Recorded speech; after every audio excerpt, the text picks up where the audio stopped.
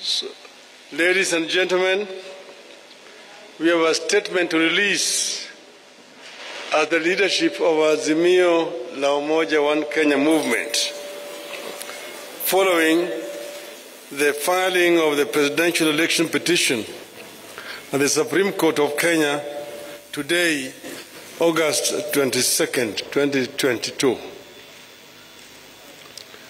A short while ago, we successfully filed our presidential election petition at the Supreme Court of Kenya. The action we have taken is perfectly in line with the stipulations of our Constitution on resolving electoral disputes. It affirms our deep belief in constitutionalism, the rule of law, and a peaceful resolution of disputes, including high-stakes ones like the presidential election. We have been shocked that as we prepare to go to court, others tried to stop us. Kenyans and all those who followed our campaign will recall that fighting and ending corruption in Kenya was a core agenda throughout our campaign as Azimio La Umoja One Kenya coalition party. The presidential election results announced last week represent that continuing struggle, pitting the forces for democracy and good governance against the corruption cartels that are so determined that they will stop at nothing to take control of the government in this country.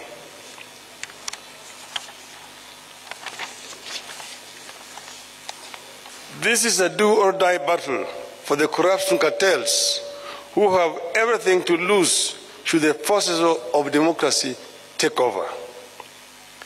The corruption cartels are prepared to compromise electoral systems, bribe electoral officials, make security systems look other way, or even kill in order to find their way to power and their ill-gotten wealth and continue stealing from the public. We believe this is what happened in this election. For the sake of Kenya's future, the corruption network must not only be stopped, it must also be crushed.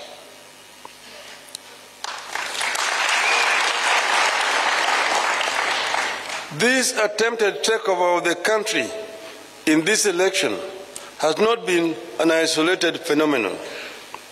It has been in the works every electoral cycle. The corruption cartel has been intruding into our elections by not only financing specific candidates, but also by threatening or assassinating candidates and election officials. The corruption cartels have steadily been moving into manipulating electoral demands and suppressing the participation of voters who support rival political formations. Their activities that make it clear voters and votes do not matter have progressively reduced voter turnout in Kenya. At times, the cartels have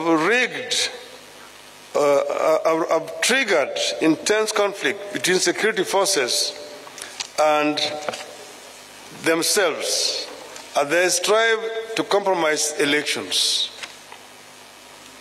Slowly but steadily, these forces are killing our hard-won democracy and are trying to return Kenya into a one-party state in their own interests. We have seen the speed with which they have moved to buy elected leaders just within 1 week. After being denied the numbers at lower levels elections, like members of the National Assembly, members of the county assemblies and governors, these corruption cartels are working and buying leaders who have been elected on other parties' tickets to kill our democracy and also make the work of containing corruption at lower levels equally less effective. All these efforts have important political costs for our country, and they should not be underestimated.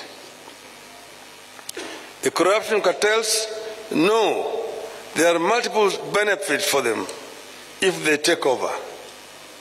Their members dealing in illegal drugs will thrive through greater ease in the transportation and distribution of drugs throughout the country.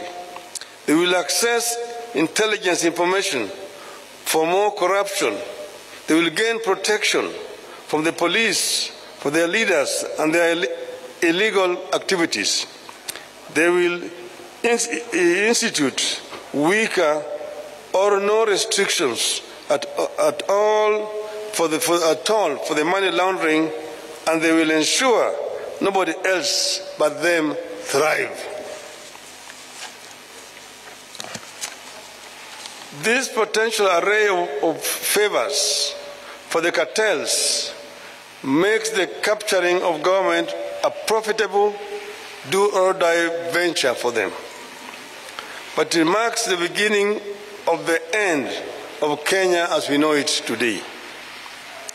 No nation, once captured by cartels, whether they be corruption cartels, drug cartels, gun-running cartels, or terror cartels, ever thrived or realized its full potential. The 2022 presidential election represents the most daring move by that cartel to overturn the wishes of the electorate. We refuse to allow Kenya to go that direction. It must not happen, and it will not happen.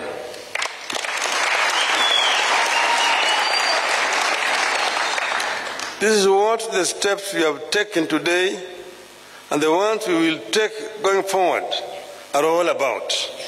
To stop the corruption cartels from getting to the heart of our nation and government, the presidency, and to stop the corruption cartels from jeopardizing electoral health and democracy in our country. Otherwise, we'll have no country. Our supporters deserve the support of all our citizens and all the citizens and leaders of the world who believe in democracy, constitutionalism, and the rule of law. This is the time to walk the talk.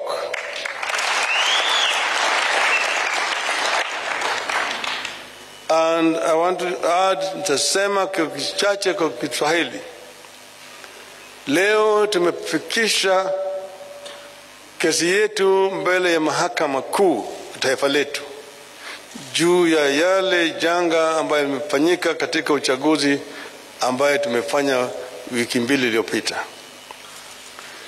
Tuna hakika ya kwamba tuko na ushahidi wa kutosha ya kuonyesha kwamba sisi ndio tulishinda uchaguzi huu. Imedhihirika wazi baada ya sisi kufanya uchunguzi na wale wengine ambaye walishiriki katika hiyo ulaghai kujitokeza kama Wakenya kusema maovu imefanyika hapa, sisi wenyewe tuliitwa, tulipwa pesa, lakini tuko tayari kutoa ushahidi, na shahidi yuko hapa. Yale ambayo imedhihirika siku hizi chache ambayo imepita ni kitu ambaye inaweza kuandikwa katika historia ya siku zijazo. Hatukukuwa hata na uchaguzi ambayo mtu anaweza kufurahia. Wale walanguzi, wawezi walikuwa wamo ndani ya kule ukumbi kule Bomas of Kenya. Hapo walikuwa wanabadilisha matokeo kutoka eneo moja na eneo lingine hapo na wanaingiza huko. Ukiona yale maovu walifanya siku hizo unaweza kushangaa. Na vile vile wakuu wa tume ya uchaguzi ukaongoza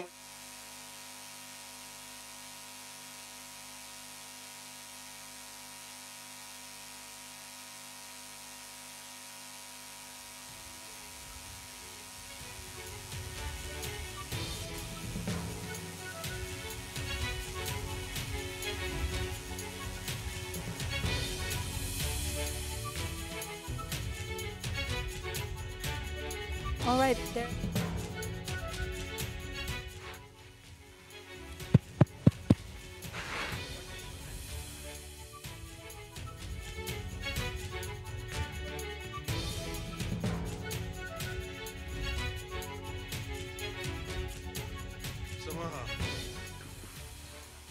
Tumesema ushahidi tuko nazo ya kutosha kuonyesha yale maovu yalifanyika.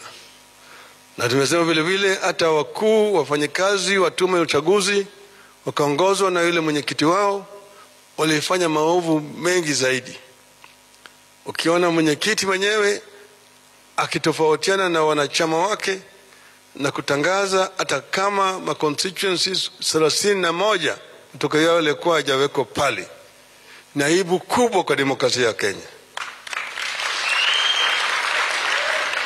Lakini tunatoa shukrani kwa Wakenya kwa kusimama imara na vile vile kuonyesha utulivu wakati huu. Tunasema Wakenya wangoje wawe na subira. Maana yake tunasema subira huvuta heri.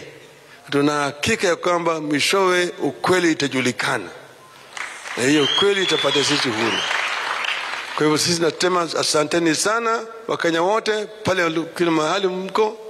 Hata marafiki wetu kutoka ng'ambo ambayo wako hapa, tungependa kuwasihi wawe na subira, wasijiingize katika mambo ya siasa ya kindani ya Kenya. Wache Wakenya wasuluhishe mambo yao kama Wakenya, na sisi tunaweza kusuluhisha mambo yetu. Asanteni sana. Mungu awabariki. Mungu ibariki Kenya.